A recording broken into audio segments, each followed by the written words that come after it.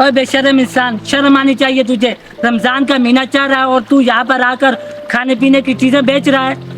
जनाब, अगर ये चीजें नहीं बेचूंगा तो मैं अपने घर का इंतजाम कैसे चला पाऊंगा? और वैसे भी ये बंद पैकेट वाली चीजें, कोई चना चाट वगैरह तो नहीं है। चल तू बेशर्मी की हद पार कर, चना चाट ही बेचना शुरू कर दे ताकि तू रोजेदारों के रोजे सही से बिगाड़ सके।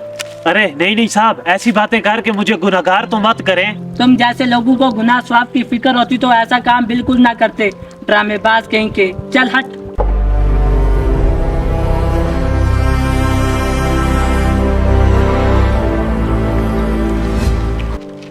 अब्बा, आज इफ्तारी के लिए कुछ अच्छा लेके आना, इतने दिन हो गए खजूर और पानी से रोजा खोल रहे।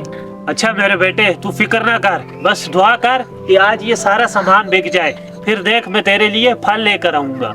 ठीक है अब्बा, हम दुआ करेंगे और आपके आने का इंतजार करेंगे। अब भाई तुम्हें कोई शर्म है यार? रमजान का महीना चल रहा हो, तुम खाने पीने की चीजें बेच रहे हो, रमजान का कोई एहतराम ही कर लेते। रमजान का एहतराम तो है जनाब, लेकिन ये चीजें तो बच्चों की हैं और बच्चों का तो रोजा नहीं होता। हाँ बात तो सही है, मगर तुम कोई और काम कर सकते हो, ये काम करना जरूरी है। आप ठीक कह रहे हैं मौलवी साहब, मगर मेरी कुछ मजबूरी है जो हर एक को नजर नहीं आ रही। ओ भाई, ऐसी भी क्या मजबूरी है? ना खुद रोजा रख रहे हो ना दूसरों के रोजे का ख्याल रख रहे हो। अल्हम्दुलिल्लाह जनाब, मेरा रोजा है और घर पर मेरे छोटे छोटे बच्चों का भी रोजा है। अब मैं आपको अपनी मजबूरी बताता हूँ। मुझे बचपन से ही पोलियो है और मैं लंगड़ा हूँ, क्या करूँ? मुझे कोई मजदूरी तो देता नहीं है। अब ये सब नहीं तो और क्या करूँ मैं, आप ही बताओ। ओ भाई मुझे माफ करना, मैंने आपको गलत समझा, माजरत। माजरत की कोई बात नहीं जनाब, जब से रमजान शुरू हुआ है यही सब सुनना पड़ रहा है, ऊपर से ये सामान भी नहीं बिकता, मैं बच्चों को सही ढंग से इफ्तारी भी नहीं करवा पाता। रुको भाई, एक मिनट, मुझे अपना नाम बताओ और घर का पता। आप किधर रहते हो?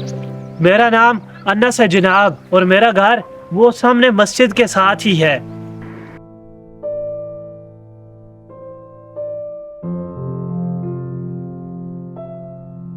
ओ मौलवी साहब, जरा बात सुनिएगा। सेठ साहब, आपने कल भी मुझे बुलाया था, कोई काम था? जी जी इमाम साहब, बात तो जरूरी थी इसलिए आपको रोका है। जी जी हुक्म करें। जी इमाम साहब, अर्ज ये थी कि मैंने ज़कात के कुछ पैसे अलग किए थे, वो किसी जरूरतमंद को देने थे। आप पर मुझे पूरा भरोसा है, आप दे दीजिएगा। जी जी बहुत मेहरबानी, आपने मुझे इस काबिल समझा। मेरी नज़र में कुछ लोग हैं जो हकदार हैं, मैं उन तक पहुँचा दूंगा। जी इमाम साहब, आप उन तक पहुँचा दें ताकि उनका रमजान और ईद अच्छे से गुजर सके। जी बेहतर। अल्लाह ताला अपने बंदू पे बहुत मेहरबान है। वो अब आ गई।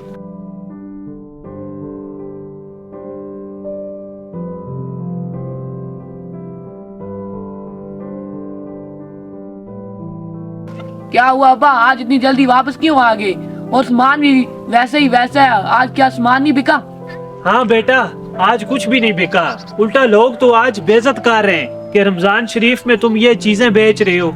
अब लोगों को हमारी मजबूरी का क्या इल्म। अब्बा, आज फिर खजूर और पानी से रोजा अफ्तार करने पड़ेगा। कोई बात नहीं बेटा, परेशान नहीं होते, अल्लाह पाक अपने बंदों को हर हालात में आजमाता है। इफ्तारी से आधा घंटा पहले। रुको बेटा, मैं देखता हूँ।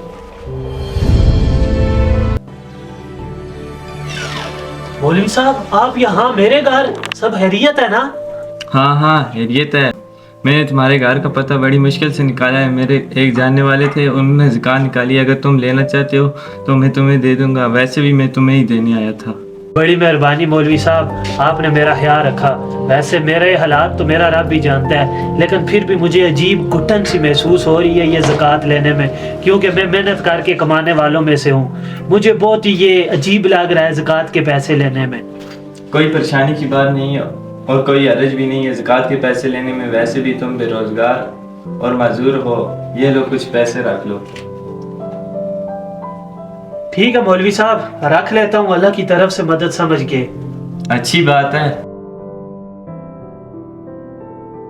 और हाँ, सेठ साहब कह रहे थे कि मैं रमजान के बाद भी तुम्हारी मदद करूंगा, लेकिन मैं उनसे बात करके तुम्हें कोई अच्छा काम दिलवा दूंगा।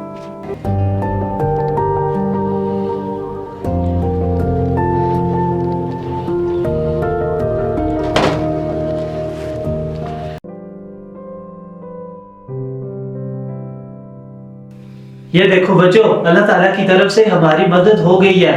अब मैं तुम लोगों के लिए सब कुछ लेके आऊंगा। बताओ क्या क्या चाहिए तुम लोगों को? हाँ बा, मेरे लिए ढेर सारे फल और समोसे लेके आना।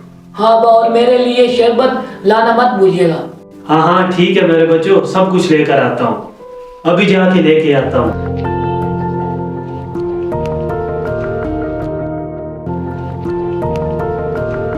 इस वीडियो को सदका जारिया समझकर ज़रूर शेयर करें।